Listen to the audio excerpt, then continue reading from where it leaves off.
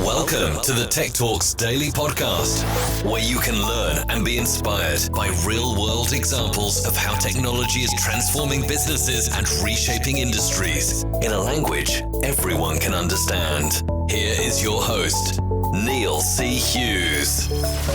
Welcome back to the Tech Talks Daily Podcast. Now, I recently read that Buffer and AngelList released the state of remote work. And findings in that report all point to a surge in companies going remote.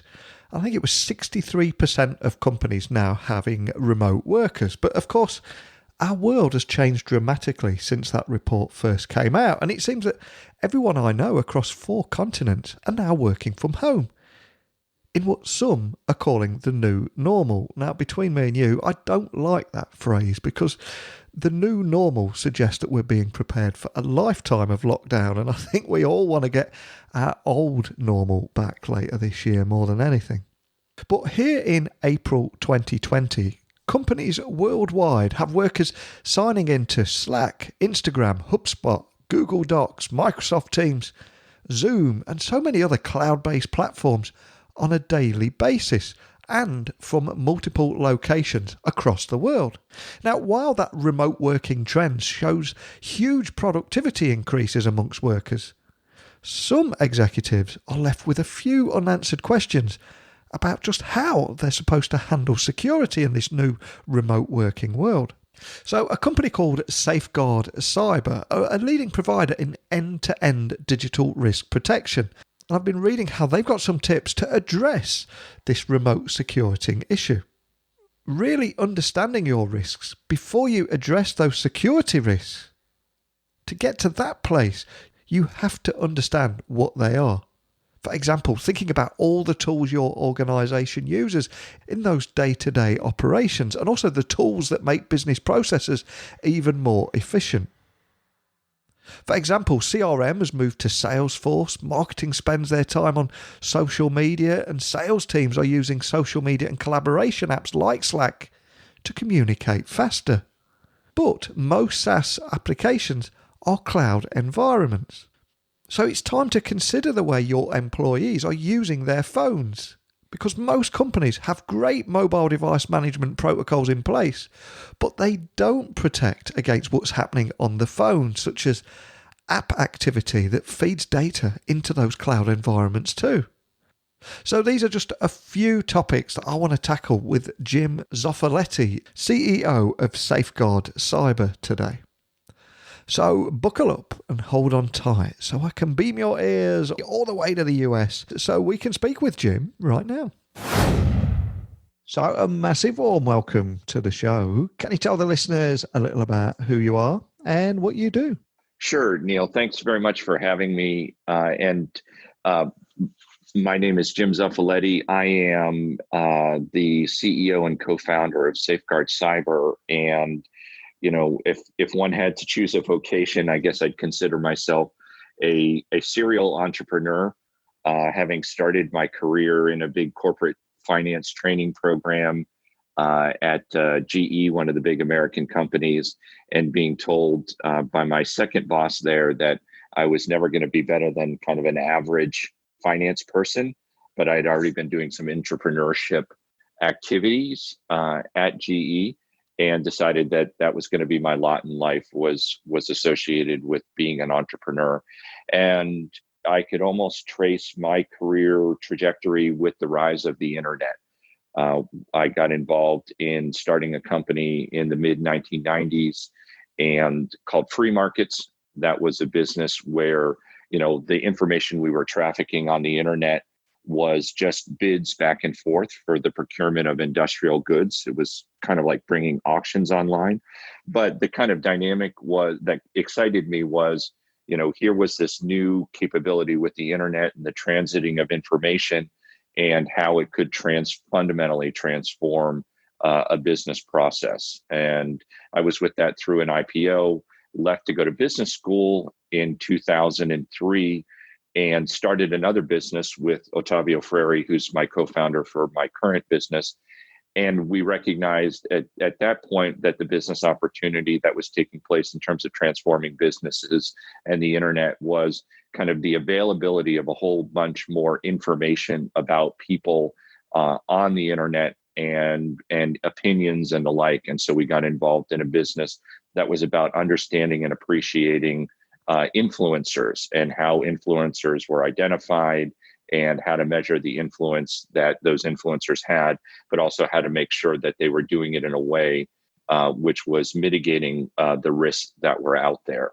And so, and that kind of gave birth to, we watched how this world of a social network was now migrating online, and saw that with the advent of social networks as a gigantic way that people were starting to now do business, that there was this moment in time where, as that adoption was overtaking other tools like email, there wasn't a generation of cybersecurity companies protecting that. And so that's what gave birth to the creation of Safeguard Cyber, was the gigantic adoption of social and digital, but not the concurrent growth of a cybersecurity industry that would protect that. And on the subjects of cybersecurity and adopting new technology, it often seems to be surrounded by fear. And I think very often that's because bad news sells, and that's why the media is full of those scary stories, especially around cybersecurity. And one of the reasons that I actually wrote an article a couple of days ago on companies that are getting cybersecurity right, because we never hear those stories. And one of the reasons I invited you on today, and I was excited to get you on, is that Safeguard Cyber is actually empowering businesses to embrace new technologies without fear. And I think that's so important. But can you just tell me a little bit more about that and that mindset and mission that you're on there? Absolutely. We often joke about the concept of, let's call it the ostrich, which is, change is taking place, and I'm just gonna put my head in the ground, and I'm gonna politely ignore everything that's going on. And we saw a lot of that, 5, 6, and 7 years ago. And we come from the world, which is these changes, these tools, this is a new way of doing business. And it's better to help companies embrace them and be more successful at them, because you can tell them, hey, you can go and adopt WhatsApp or WeChat or Facebook or Twitter or Slack. And we're here. Safeguard Cyber is here. We've got your back. We're protecting you. So we become an empowerment as opposed to something that is talking a lot about just the fear that's taking place and the dangers and all of that. And one of the kind of chief dynamics, or the big rivers, if you will, that you have to allow people to cross, is that you're moving from this concept of managing risk from kind of within my perimeter to the world of outside the perimeter. And we've said, hey, that's the new way of business. Business is taking place outside your perimeter at this point, and we've got you covered. You can conduct your business without fear. Now, Buffer and AngelList recently released the state of remote work. Now, the findings all point to a surge in companies going remote, with 63% of companies now having remote workers. But of course, since that report, the global pandemic has hit, and I suspect that figure is significantly higher now. So do you think that many of these organizations are fully aware of the dangers that come with employees signing into Slack, Instagram, HubSpot, Google Docs, and all those other cloud-based platforms, but on a daily basis and from multiple locations around the world? Because it seems that, certainly at the moment here in the UK, and I suspect in the US, that everybody's working from home now, aren't they? Yeah, it's nothing like saying, and this is for the well-prepared companies, there's nothing like saying you've got a live fire test of your business continuity plan, where we've had a period of 2 weeks where there's been a rapid transformation in the way that people are conducting business. And our general observation about that is, in this moment where there is a rapid change, it's really the responsibility of companies is about figuring out, how do I kind of balance the risks that all of a sudden I am taking on? What are the most important risks that I need take priority to, and what are some of the risks that I can tolerate more. And what we've seen in general with companies is they are seeing a spectrum. So let's say there are some companies that are then well prepared, and being well prepared means not only are you these new platforms, you're also accommodating for the reality that you're adopting these new platforms to include new nodes on different networks, meaning personal computers and the like. And you've acknowledged the fact that where the critical data is residing in your company's ecosystem is also shifting. And so we've seen companies who have been relatively well prepared for that, and it's been great to partner with those. We've seen companies who have the tools in place, and then those tools start spiking in usage. There was Microsoft released a survey of their activity on Teams, and it was like a 700% growth rate or something like that. And then the other end of the spectrum that we see is companies who have said, listen, I didn't even adopt tools deliberately ahead of time. And I actually have to go into the process of mitigating the risks of the tools that are in the hands of my employees that they've adopted already. And a great example might be employees, whether you like it or not, are using WhatsApp for communication. And so now my responsibility is managing the risks associated with tools that are going to be adopted, whether I like it or not. And so managing that spectrum of how do I secure that which I know, and how do I think about what are the priorities to secure those tools that are going to be adopted in this new reality, whether I like it or not. That seems to be the balancing act that companies are having. And where do you draw the line, right? It's like, I want to protect the company's Instagram account, the employee's use of LinkedIn, for example, for professional purposes, but I don't extend to, your personal Instagram account. And how do I have the technology in place where I can draw that appropriate line to balance privacy and security? And just to clear up any confusion, what are the biggest risks out there for businesses and remote workers, would you say? Yeah, so one of the things that I would say as a starting point about to appreciate this transformation, and I said, it's over a 10-day period, we've had this kind of giant migration. I think one of the things that people are now coming to realize is that we are truly virtualizing the entire workplace at this point. So it's not just about the fact that communications are taking place on different platforms, but like the water cooler itself is now online and in a discoverable format. And so it's all of the dimensions of thinking about those risks has to start from the perspective of everything, including a lot of things that were non-technical, day-to-day communications, audible communications, all of it's now gone online. So that's the starting point. And when you think about the risks, it basically comes into kind of twofold in terms of the priorities. And this is the way that we think about it at Safeguard Cyber as well.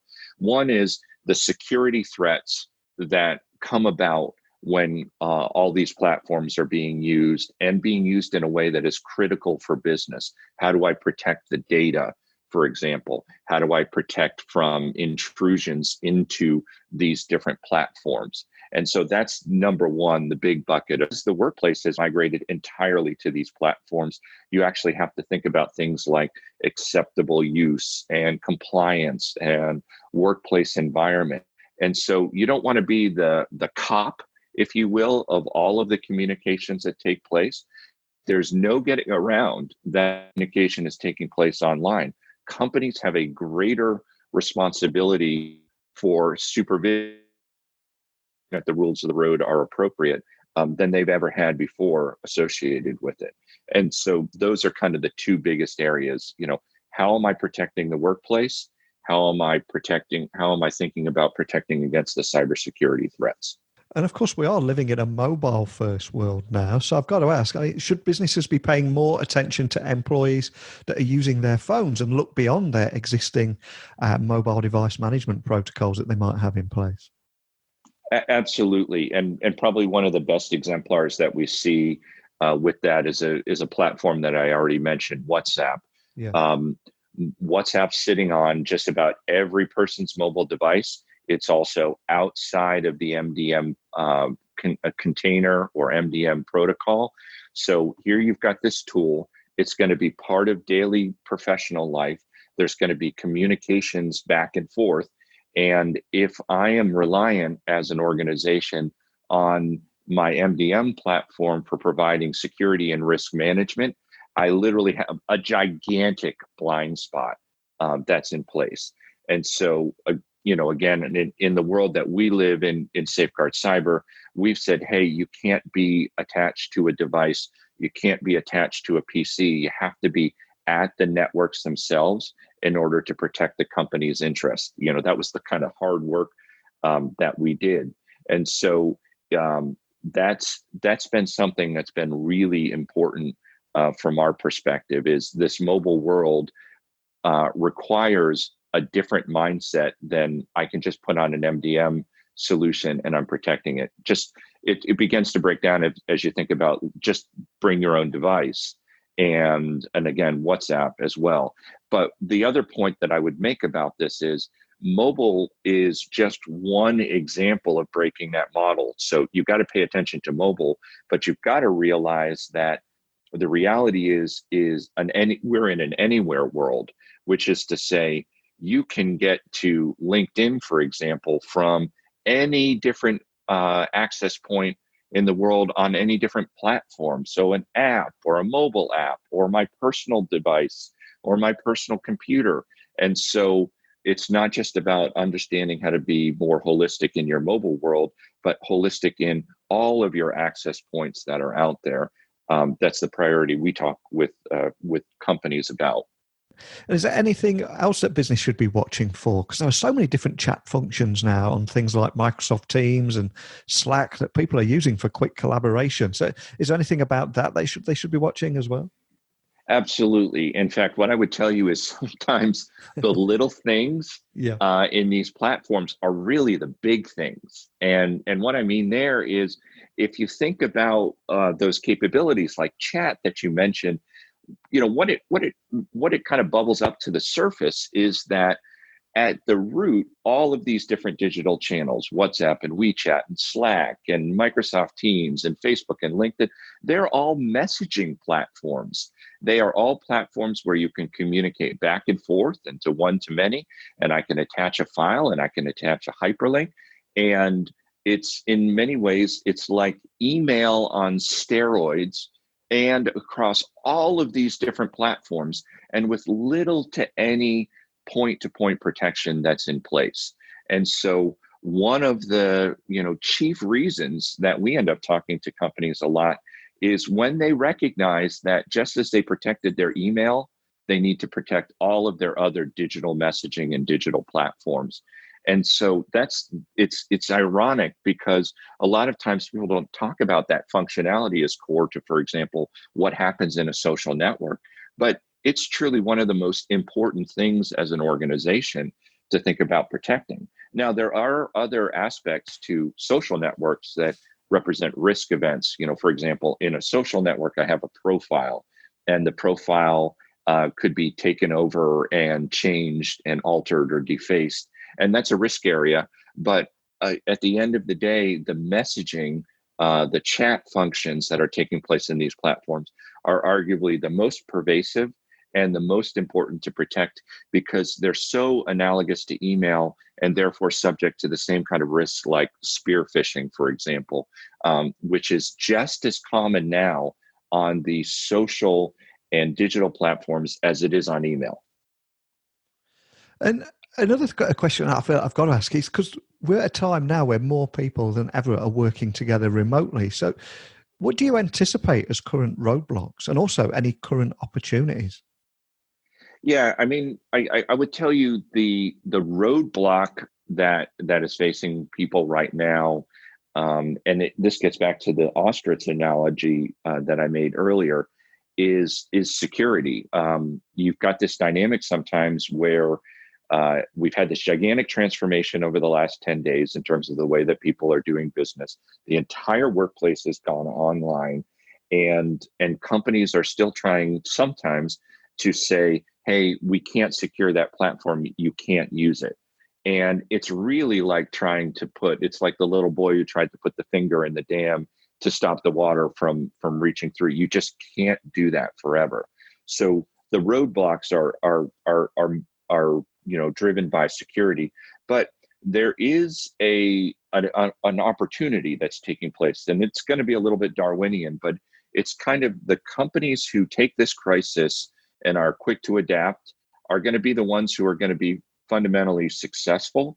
And those who are slower to adapt are actually going to see an impact. It's not unreasonable that some of the companies that are the least successful in work from home right now are actually going to see this show up in terms of their success in serving customers and their profitability and ultimately their equity prices. It will be really interesting, I would tell you, that if we see companies whose core competency emerges as being the successful work from home company, and that translates directly to exceptional success in serving customers, exceptional revenue, exceptional earnings, exceptional share prices. So that'll be something that'll be really interesting to look at. So those who adapt, I think, will thrive, and potentially in a game-changing way. And what do you think the future of cybersecurity is going to look like in a remote world? Because I do suspect as well that once this pandemic is cleared and when we have life on the other side, I think the genie is out of the bottle now, and more people are going to be working from home, aren't they? Absolutely. Yeah. If you think about this absolutely incredibly sudden virtualization of the workforce that's created this new normal, that's going to be the reality that we live in. I don't think we ever go back to the way that we were before. And likewise, I've talked a little bit about the concept that where people are doing business outside of the perimeter at this point, and it's very clear that that's here to stay as well. You cannot be an ostrich in the current environment, and so the mandate, if you're an organization, is how can you protect these channels? And our role among many companies as an organization at Safeguard Cyber is to be, one of those partners who say, you can do it. It can be done. All of the things that you try to protect your email, you can bring those same protections over to the messaging in all of these platforms, plus all these other risks, which we haven't talked as much about today, like the disinformation that takes place in social media. There are protections. You can protect yourself against that as well. So we've got a permanent shift in the way that business is taking place. That means we have to have a permanent shift in terms of how we support and protect those underlying adoptions.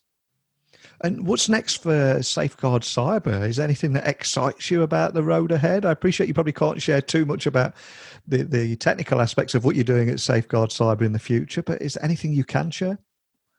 Yeah, it's, we're in an exciting moment right now. Let's say that this transformation has been a gigantic accelerator for a fundamental shift in the economy that we've been talking about for the last couple of years. Since we started Safeguard Cyber. And so it's almost, it's like all of a sudden this curve that we've been on, which has been growing steadily, is now gone kind of completely vertical.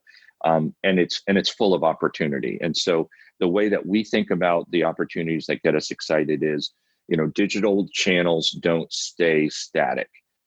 They continue to evolve. There continues to be new digital channels. There continue to be new risks to protect organizations from. And so, what excites us is how do we take on the challenges of a new channel that emerges that starts to be a new standard for business? How do we take a challenge that a business sees as a blocker to their adoption of a platform and turn it into a solution that we can bring up? We were just talking with one of the top 10 financial services companies in the last week. They raised a concern having to do with the adoption of a mobile chat channel that was completely novel to us. And so for us, the ability to kind of take on that problem and turn it into a solution is something that really excites us. So we see more kind of engagement with building more and more channels as something kind of central to what we do. The other thing that we're really excited about is we're starting to see engagement from the digital networks, the social networks themselves, in being collaboration partners with us. I think we've been really successful in conveying to them it's very valuable to have an ecosystem of companies like Safeguard Cyber that bring protection or an extra layer of protection to their customers.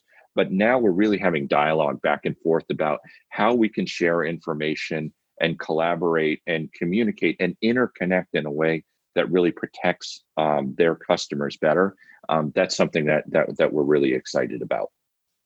Well, I cannot thank you enough for coming on today, and so many valuable insights there that have never been more poignant than they are right now. But before I do let you go, could I just ask that you point everyone listening in the direction of where they can find Safeguard Cyber online, and equally if they want to contact your team if they've got any questions? Absolutely. So we are reachable at www.safeguardcyber.com. We've tried really hard to be a resource for people who are kind of wrestling with not just the work from home issues, but other kind of central to the digital or digital transformation moment, which we haven't had as much of a chance to talk about today. But it was kind of it's kind of a mega trend that sits on top of this. People are adopting these channels as part of these digital transformation trends. But we've got a blog. We've got a great, if I can cross promote, a great podcast called 0 Hour. That's all available on that people can take a look at. And we would recommend that they do that. We're even offering in the current environment, because people are rushing to work from home and people are having to secure these platforms they've never had to before. There's even a free trial offer for those who are interested. So we encourage people to go there to engage in the dialogue, to do the research that they need. And if we can be helpful, we'd love to do that. Well, I'll add the links to everything you mentioned there into the blog post that accompany this podcast episode, just so people can find everything nice and easily. And like you said in the podcast there, digital channels do not remain static. And when thinking about the future of cybersecurity in a remote working world, you can no longer be the ostrich. And I think that brings us full circle. But more than anything, Indeed. Just a big thank you for joining me today. I appreciate it. My pleasure, Neil. We really appreciate it. Be safe. And we look forward to the bright lights on the other side. And thanks again. Instead of being left in the dark, I think that every business needs to gain visibility into the apps and protect activity across a myriad of devices and networks. And they're just a few things that I took away from an amazing conversation with Jim there. Because the HR team might use LinkedIn on a desktop while they're in the office, but they'll access the LinkedIn app from their phone to message and recruit whilst waiting for their coffee at Starbucks or at home responding to a notification. And every employee is on the front line of data protection now. And yes, it sounds obvious, but educating everyone about security protection is a must now. And security teams must also work closely with stakeholders to ensure all cloud environments are secure and avoid the shadow IT trap. But ultimately, it's a matter of empowering your employees to use these apps securely so they can do their best business, rather than just saying no and ignoring the problem. Because teams need to work together to understand what tools are needed to conduct business and why they need them. And by developing that close relationship, you avoid being asked for approval at the last minute, or worse, finding out a team has adopted an app without asking. But enough from me, and indeed today's guest, Jim. I mean, how are you and your business tackling these challenges? It's a global problem, and I want to learn from you all out there and how you're tackling it and how you're overcoming and adapting to this new world of remote working. So please email me, techblogwriter@outlook.com. Email me your insights, expertise, or just ask me a question. And equally, if you'd like to work with me, my website is techblogwriter.co.uk.